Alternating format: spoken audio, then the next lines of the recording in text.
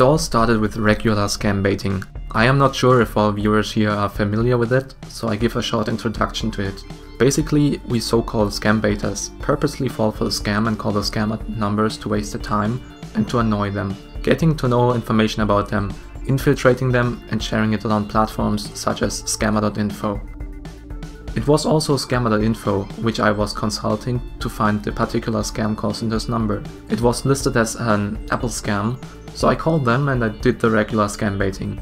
They asked me to connect my iPhone to my computer, so I used some old USB flash drive, renamed it to iPhone 7 and plugged it into my virtual machine. Then they went ahead and did the normal fake diagnosis, pretending that they are an Apple technician and that my iPhone has been compromised and I need to purchase a service plan with them in order to solve the problems. I called them over and over again, scam baited them, and eventually, after getting used to me and me earning their trust, talked to many of them about different topics. My Christina Love Story video series is about the same call center, for example.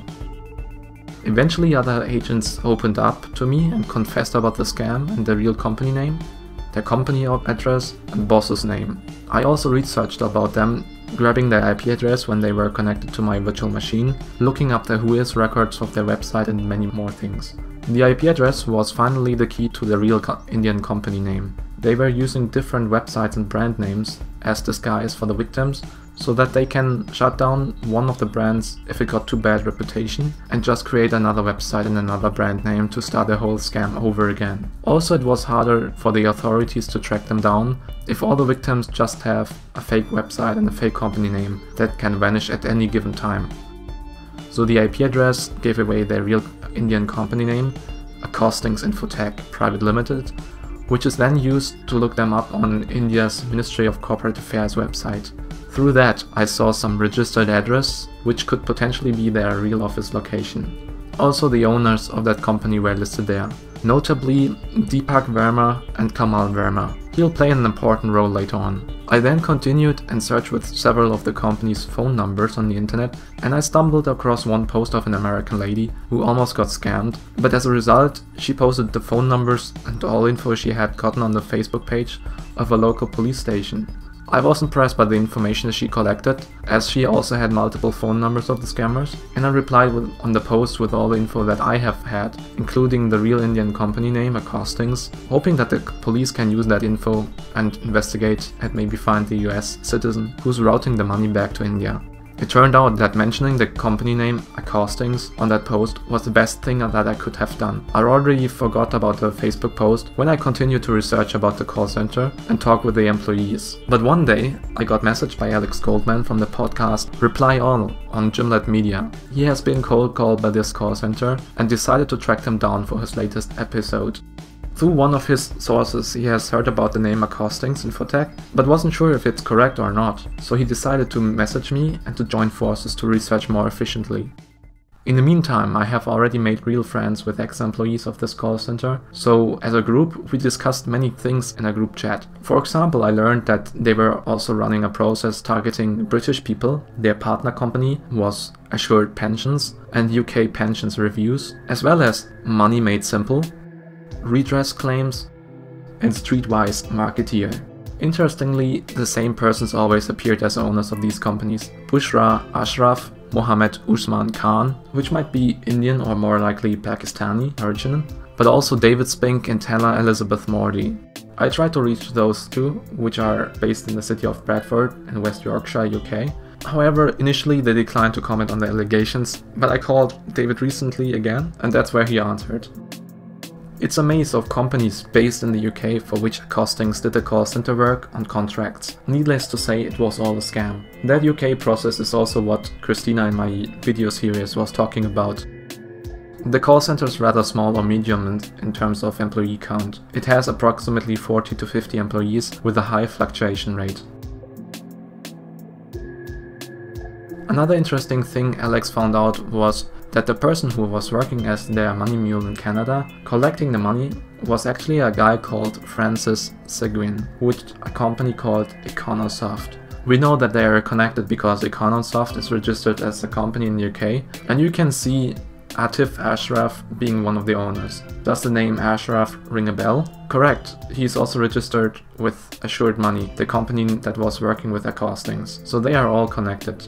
Even up to this date you can call the toll-free number on econosoft.net and get transferred to an Indian call center, although I think it's now a different call center. At least I didn't recognize any voices anymore. In the United States, Accostings showed up as MSS Marketing, a company who deducted the money on the credit card bills.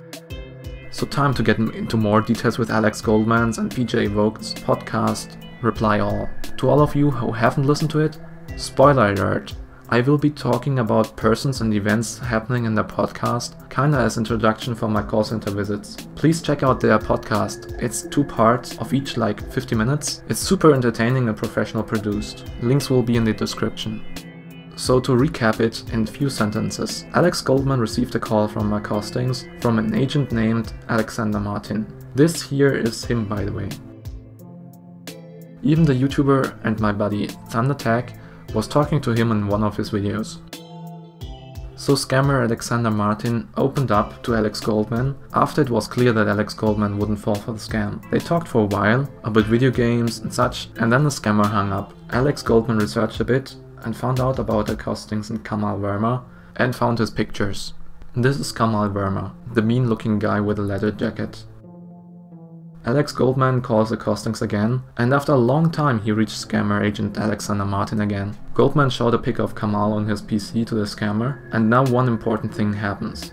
Scammer Alexander Martin calls Kamal Verma over to his desk, and during the call they switch the phones. You can recognize it because Alexander Martin always uses the phrase "my goodness" and has a faster and more excited voice than now speaking Kamal Verma, who is very calm and relaxed. Probably the picture of Kamal on Alex Goldman's PC has triggered him to come over. Goldman still assumes that he's talking to Alexander Martin. That explains why he's so confused that the new Alex Martin is so calm and different. That's sadly one mistake the podcast has, that Alex Goldman assumes that the call center agent Alexander Martin and Kamal Verma are one and the same person, which they are not.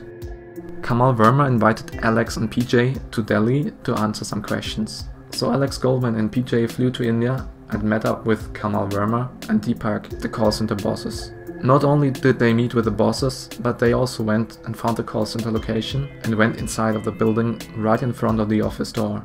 So that got me thrilled. I also wanted to see how the call center looks like after so much time of investigating and talking to the same center. Especially since I also was a little bit hoping to see Christina and maybe also Anna. When my friends, the ex-employees of that call center, invited me to come to meet them and travel around India together, I hesitated a bit because of the risks involved in such an operation, but also trusting people that I have never met before in real life. But finally I did it. Who can resist a proper adventure? Get ready for departure. Please keep your seat upright, seatbelt fastened, stow your tray tables and personal TVs. May we remind you that all mobile phones must be switched off or on flight mode. Sit back, relax and enjoy your flight. Thank you for your attention.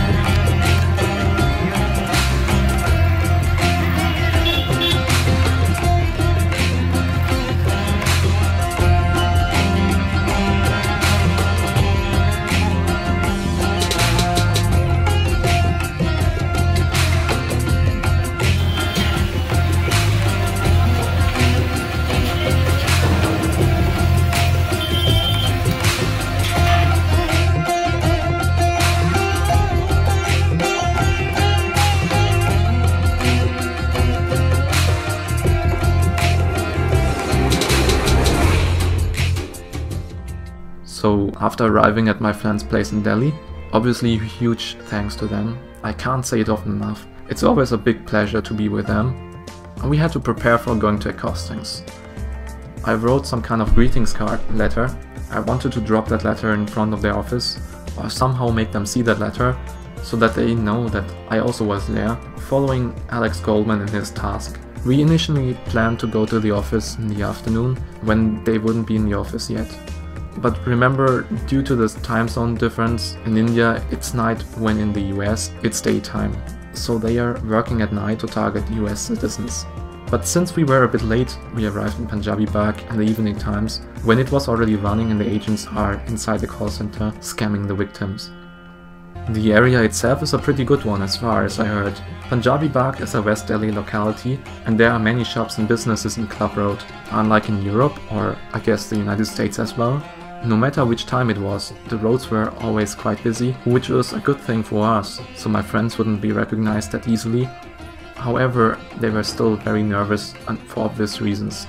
It turns out the building Accostings is in has a rooftop where the call center employees go to smoke, and from there they can look down on the road and could have seen us potentially. We stayed in the shadows because I stood out as a foreigner, and also my friends, as they were ex-employees, they would also be recognizable. Looking up to the rooftop we could really see the glowing red of cigarettes, and my friend was super nervous. He told me it's not safe yet to go inside.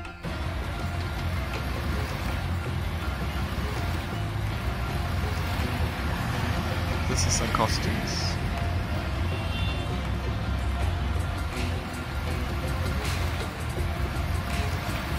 After observing the call center in the area from the outside for a while, we agreed that I can now take a view inside. My friend stayed outside but close to it, so in case something happens to me, he could inform the police and get help. For safety reasons, we both had set a timer for 10 minutes. If I wouldn't come out before that time, he would contact the police. Also, I had different other safety measures in place. Then I went inside. I knew already from Alex Goldman's podcast that the call center is in the 3rd floor with a headphone bar in the 2nd floor, and there's an elevator, and that on the 3rd floor outside of the call center there's a security guard. In my mind I was expecting everything to be bigger, and I thought when I arrive at that floor I have still time to adjust my camera and to take some pictures and videos from distance before getting close to the security guard and approached by him, but it was all different. Surprised that I had to engage in a conversation with the security guard almost instantly, I pretended to search for the headphone bar that I was just directly below us, and it was quite obvious because there was loud music coming out of it. He kept pointing down since he couldn't speak English while I couldn't speak proper Hindi, so I tried to keep the conversation going by pretending not to understand.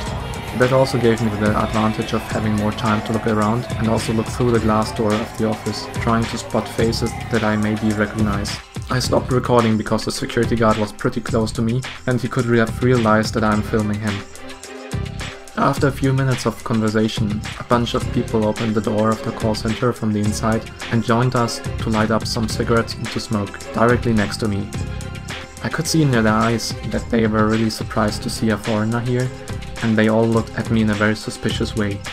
One even joined the conversation to translate between me and the security guard. After he finally told me that the headphone bar was downstairs, I finally got robbed of my last reason to stay here without blowing my cover that I'm actually Robert, the scam baiter who has infiltrated their scam company since many months.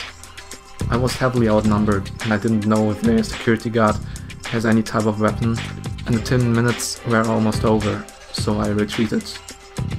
I went towards the elevator, and when the door was already about to close, I reached into my pockets and I threw them the letter that I had prepared for them. I then left the building as fast as possible to meet with my friends a few hundred meters away, a safe distance if the call center would have decided to search for me outside. He was already worried because I slightly tripped the 10 minutes, but luckily he didn't call the police yet. We called a cab, and I couldn't resist calling Accostings and asking if they received the letter. Thank you for calling online. How can I help you? Yeah, hi, this is Robert. Did you receive the letter I just dropped outside of Accostings store? I was just at Club Road number 1. I'm not getting you what you said. I just dropped a letter at the Accostings stores. I'm not, sir, can I have your name first? Yeah, my name is Robert Smith. Robert Smith, okay. And from where are you calling right now? I'm calling from Delhi. I was just at Punjabi Bagh, Club Road number 1, in 3rd floor above headphones. And I was dropping the letter for Accostings, and the security guard, he picked it up, so he still has it probably. Hello? Hello? Yes, how can I help you? To who am I speaking to? I'm speaking to my agent regarding some letter. How can I help you? Yeah, I was just at Club Road number 1 Punjabi Bar at Accostings. I appreciate that. Okay. To whom you delivered the letter? To whom did you give the letter? I dropped it to the security guard who was, he's just directly out of... Why didn't you give him inside? Because, why security guard? Why didn't you give him inside? Because I didn't have much time, so, and the security guard wouldn't let me in anyways, I guess. And what you got so much busy? Like that you didn't get a chance to come inside? I think I'm not welcomed there. You would have been welcomed if you would have come inside.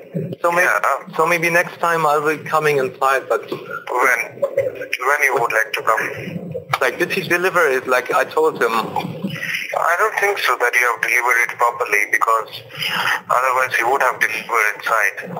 He was just saying that someone came like a mental guy and he just thrown the letter and ran away. Oh, really? So I just asked him why he ran away. What happened? Did he say what? He said that I don't know. I was saying him to stop, but he ran away. Hey, hello? I went back home to my country, but I couldn't stop thinking about Accostings and Kamal's invite. So then in 2018, I went again to India and again to Delhi. This time I wanted to visit Accostings in daytime to get a better footage and also to see more of the area in daylight.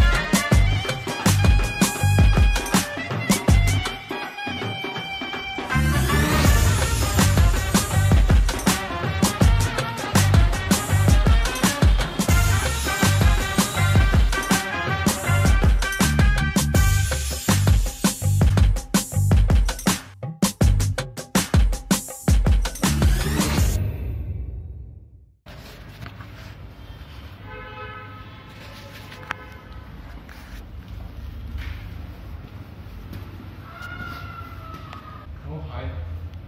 Accostings? It's closed? Hmm? What does it mean? In English? Ah. I don't know. Uh-huh. Jeez.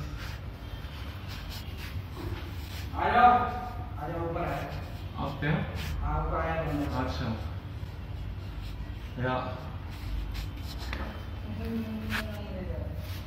Office Moti Nagar Motinagar. ये office Moti Nagar चला है। Ah, different place. हाँ Acha, you have the address? यहाँ से खाली वहाँ चला है। Motinagar. It seems that they have already closed. Apparently, they moved to Moti Nagar, another West Delhi locality close by. I went to the Starbucks, which is just a few hundred meters away from the call center, and then ordered a coffee, shot a pic of the bill, and sent it to Kamal via Facebook, and wrote that I was waiting for him to meet me, but no reply. I called him a few weeks later then, and that's when he answered. Who are you? I'm the guy who came to your office, who worked together with Alex Goldman. I don't work anymore. So who's taking care of Accostings now, if you don't work? Why you are bothered? Because you told me, whenever I'm in India, I should give you a call and then we can meet. Yeah, I'm no more in the no more in Accostings, so no, don't bother. So, and don't call me anymore, okay? So who's in Accostings and what do you do now? And what happened to Accostings now? It's closed, shut down. Why? I don't know. None of my business. Don't bother and don't call me again, okay? Why? You invited me to there. Alex Goldman reported this particular call center to the FBI, along with every information that we have found about them. He submitted also my contact information for further reference in case they have further questions, but until this date they have never contacted us back. We guess it's because Accostings is just a smaller fish in the whole industry, and the authorities don't see enough reasons to track them down, as international investigations are complex, time-consuming, and thus also expensive. So probably they are still running the scam, but just in a different location and maybe under a different name.